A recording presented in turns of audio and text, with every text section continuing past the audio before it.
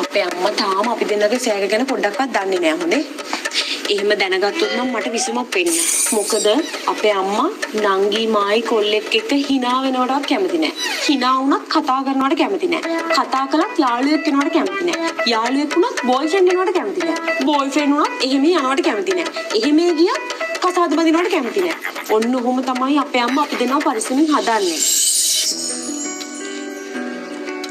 මමද එතකොට ඔයාගේ පළවෙනි ප්‍රේමවන්තයා.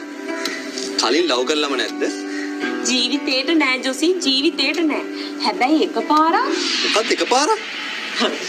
ඉස්කෝලේ යන කාලේ චුට්ටක් හිතට සාදර අනුග්‍රහයක් වුණා පොඩි. විස්තර පැහැදිලි මදි. එන ගහන්න. කොල්ලෙක් මට පාට පැන්සලක් දුන්නා මම ඒක ගත්තා. ඊට පස්සේ පස්සේ මේ එයා වෙන ඉස්කෝලේකට අස් වෙලා ගියා. අයියෝ ඔක මොකක්ද? හරි බබා මේ මං තියනවා තාත්ති මාව දැන් ගන්න වෙන වෙලාව හරි. අයියෝ හරි ආණ්ඩුකාරවරයාගේ පුතා වුණා තාත්තට ඔච්චර බය වෙන්න හොඳ නෑ අනේ කොල්ලෙක් වුණාම. හරි බයි. හරි බයි. ආණ්ඩුකාරතුමාගේ පුතා කිව්වා. අම්මලා මෙච්චර ළමයි කෝල් එක අහගෙනද හිටියේ? ගහපු බොරු කොට මොකද වාපා? ලෝජියක් කවදාවත් බොරු කියන්නේ මටත් මතකයි ඔය පහවසරේ පාට පැන්සල් සිද්ධිය.